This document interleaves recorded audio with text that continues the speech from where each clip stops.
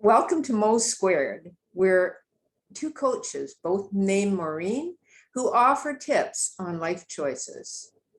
Today's topic is habitual patterns that get in our way. Maureen, what is this topic inspiring in you in this moment? What it inspires in me is how my old thought patterns that are sort of automated for years and years and years, probably since childhood, that at one point helped me out, and I know that, sometimes hold me back at this point in time. And I was just thinking of over the last couple of weeks, I was kind of going down this old story that I have that, oh geez, you're not doing what you need to do. You're not trying hard enough. You're not doing enough. You should do something else. You should do something different because of whatever's happening in front of me. And what it leaves me with is this sense of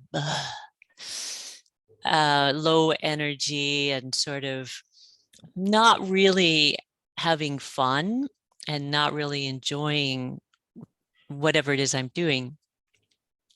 And when I realized over the course of, I don't know, maybe it was a week, maybe it was a few days, I don't really remember the time frame, was that I don't have to have that old story. Mm-hmm. I can shift that story to something different.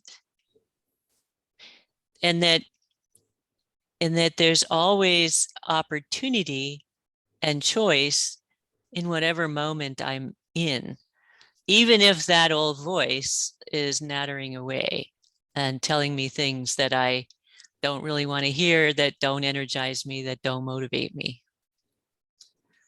And so, thank you. The recognizing that old voice, those patterns are actually there, is really the ticket here. Yeah, recognizing the old pattern and realizing that it doesn't have to be true. Mm-hmm. And B, there's another pattern that I can replace it with. But because of if you think of in very simple terms, the neurobiology in our brain, the paths we use a lot are well greased and they go fast. And so the go-to goes, off it goes. And so I'm already at the end of it in that unhealthy pattern because it's so well greased, that neural pathway. And what I have to do is grease the other one that's actually more helpful to me now. And it's not going to ever compete, or not at this point, it's not going to compete in terms of speed with the old pattern. But if I recognize that old pattern fast, I can shift it over to this new pattern that's more helpful. Exactly. And it's that giving space for the new pattern to build its own neural pathway and being really kind to ourselves that this old pattern is still here and it's like they can coexist. Mm-hmm. And making way for the new, I see it almost like a little roadway, and allowing it to come through and giving the space for that to happen. And it is going to happen. Well, yeah, that's part of being human.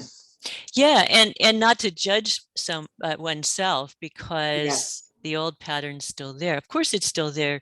It's been there for many years, right? So of course, it's always going to be there. And what's key is that new patterns can develop.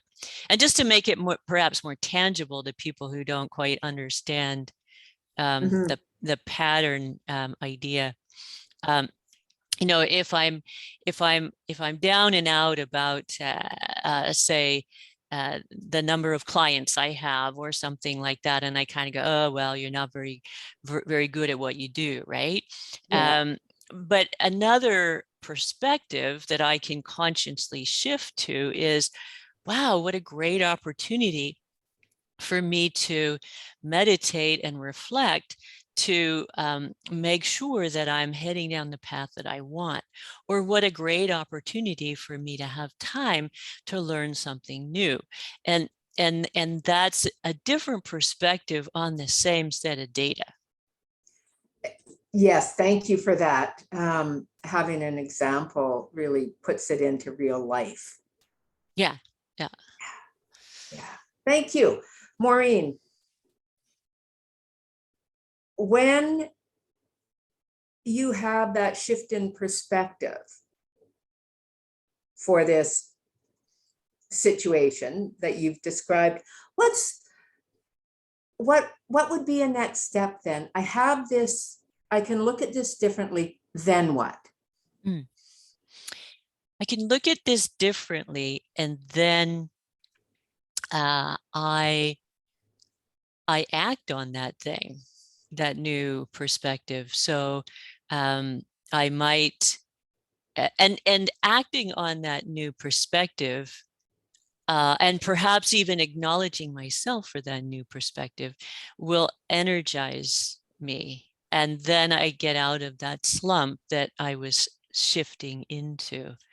So, you know, for in the example, maybe I decide that I'll meditate for 10 minutes every day, and I'll do a little journaling exercise afterwards.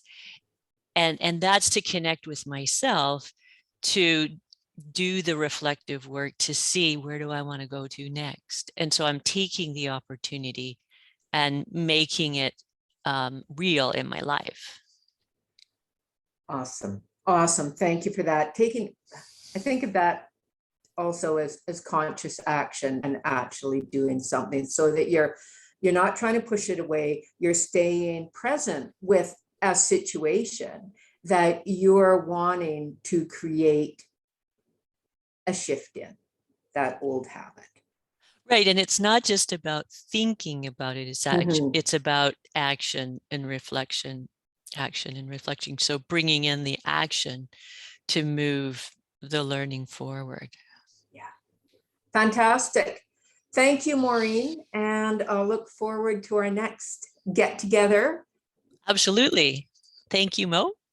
Awesome. And so what's your, I was going to say your email, what's your website if people want to check you out? If you'd like to check me out, my website is maureenmayhew.com.